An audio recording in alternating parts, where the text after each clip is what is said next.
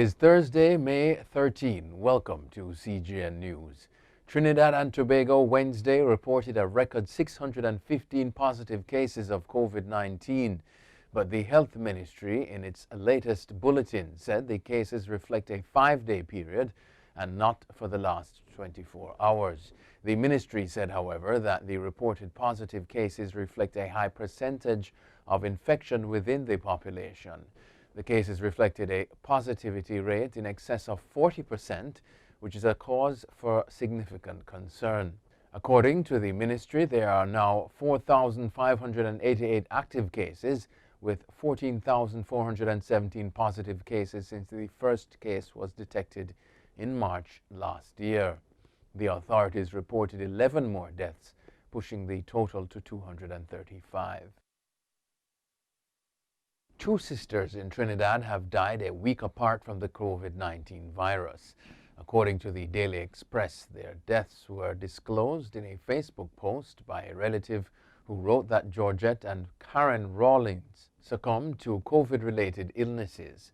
On Georgette's passing, the Department of Creative and Festival Arts at the UWI issued a statement. Quote, "The DCFA joins in with the university community in expressing our deepest condolences to the Rawlings family on the untimely passing of Georgette and her sister Karen.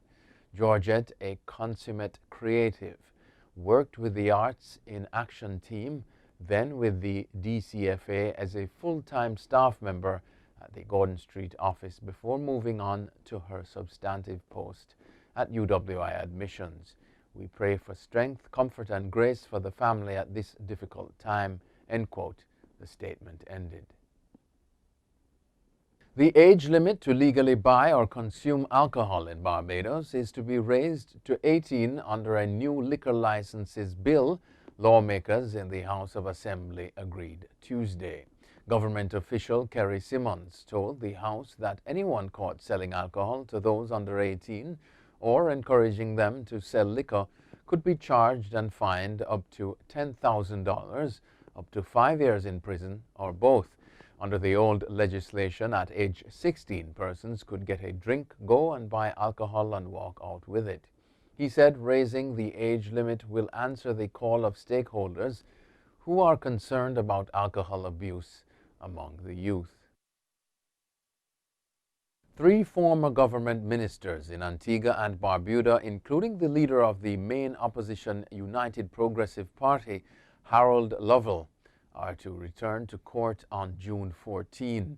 Lovell, former Education Minister Dr. Jackie Quinn, and former Deputy Prime Minister Wilmoth Daniel are accused of converting 3 buses donated by the government of South Korea for their personal use while in public office. The case was dismissed in 2017. However, in 2019, Director of Public Prosecutions Anthony Armstrong continued the case. The matter was then heard by Chief Magistrate Joanne Walsh, who ruled that there was enough evidence against the 3. The former ministers pleaded not guilty when they appeared in court on Wednesday. There are concerns that Jamaica could be losing out on the tourism market due to a lag in the vaccination of tourism workers. So far, 5,729 workers in the tourism sector have got the jab. This is out of the 170,000 directly employed in the sector. When the Ministry of Health and Wellness initiated its second vaccination blitz in April, Jamaica Hotel and Tourist Association President Clifton Reeder estimated that the sector could turn out about 15,000 workers for the blitz. According to Reeder, with North America moving quickly to vaccinate its population, visitors will want to travel again, but were expected to favor destinations which have a high vaccine take-up. Director of Tourism Donovan White, however, assured that there is more willingness now among the workers to take the vaccine. Overseas now, a judge has ruled that there were aggravating factors in the death of George Floyd, paving the way for the possibility of a longer sentence for Derek Chauvin, according to an order made public Wednesday. In his ruling Tuesday, Judge Peter Cahill found that Chauvin, 45, abused his authority as a police officer when he restrained Floyd last year and that he treated Floyd with particular cruelty. Cahill said Chauvin, who is white, held Floyd handcuffed in a prone position on the street for an inordinate amount of time, and that Chauvin knew the restraint was dangerous. Even with the aggravating factors, experts say Chauvin is unlikely to get more than 30 years when he's sentenced June 25.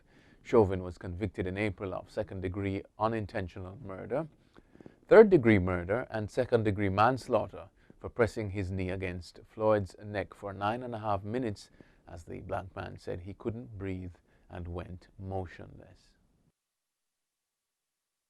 The operator of the biggest fuel pipeline in the U.S. announced it would resume operations on Wednesday evening after a 5-day closure. A ransomware cyber attack forced Colonial Pipeline to shut down the main part of its network last Friday. The 5,500-mile pipeline usually carries 2.5 million barrels a day on the East Coast. The closure saw supplies tighten across the U.S., with prices rising and a number of states declaring an emergency. Colonial Pipeline warned in a press release that it could take several days for the delivery supply chain to return to normal. The FBI has accused a criminal gang called Darkside of being behind the ransomware attack. Colonial has said it will not pay the ransom demanded by the hackers. Hamas militants have launched dozens of rockets at Israel after Israeli airstrikes killed senior commanders and felled a multi-story building in Gaza. Reports say several locations in southern Israel were hit, killing a young child in Sderot. The escalation of the fighting, which began on Monday, has prompted the UN to warn of a full-scale war.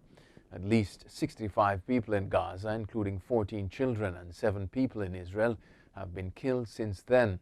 The fighting erupted after weeks of rising Israeli-Palestinian tension in East Jerusalem, which culminated in clashes at a holy site revered by Muslims and Jews.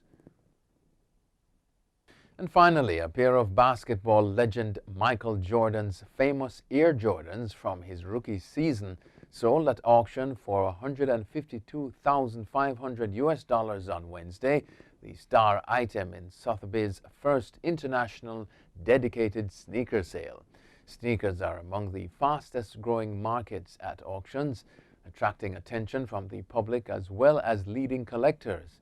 The auction featured 13 pairs of match-worn basketball shoes from athletes including Scottie Pippen and Shaquille O'Neal. They went on show beforehand in Geneva alongside standout jewels and handbags from Sotheby's. Nike Air Jordan 1s changed basketball footwear forever, Sotheby's said. The pair was worn by Jordan during his stellar 1984 to 1985 debut season. Jordan, now 58, went on to become a 6-time NBA champion and is widely considered the greatest basketball player of all time. That's it for CGN News. I'm Scott Wilson. Thanks for watching.